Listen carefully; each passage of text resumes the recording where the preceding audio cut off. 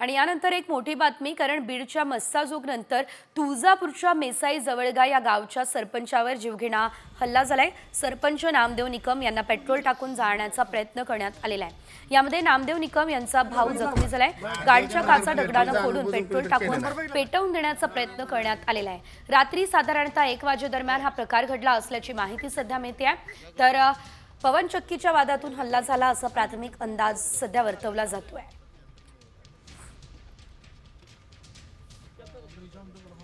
तर आपण बघतोय बीड नंतर तुळजापूर हादरलं असल्याचं आपण पाहतोय। अतिशय धक्कादायक अशी घटना, थेट या सरपंचांना जिवंत जाळण्याचा प्रयत्न करण्यात आलेला आहे। आणि या रात्री साधारणतः 1 वाजेदरम्यानची ही अतिशय धक्कादायक अशी घटना आपण पाहतोय। गाडीच्या काचा सुद्धा मोठ्या प्रमाणात तुटलेल्या आहेत। हा जीवघेणा हल्ला झालेला होता।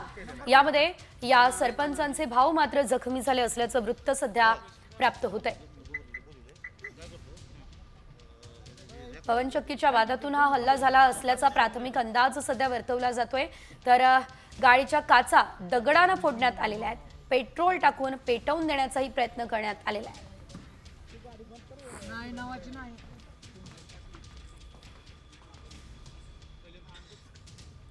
मेसाई जवळगा या ठिकाणच्या सरपंचांवर हा हल्ला झाला असल्याचं आपण पाहतोय। मात्र वारंवार अशा प्रकारच्या घटना घडत असल्यानं कायदा आणि सुव्यवस्थेचा प्रश्न हा निर्माण झाला असल्याचंही आपण बघतोय।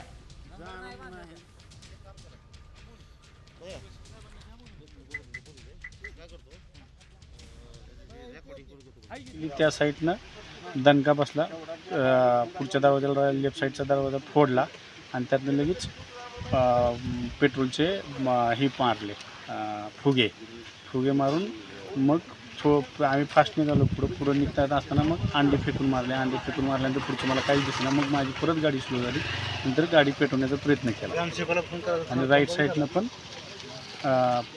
गाडीला दगड मारले।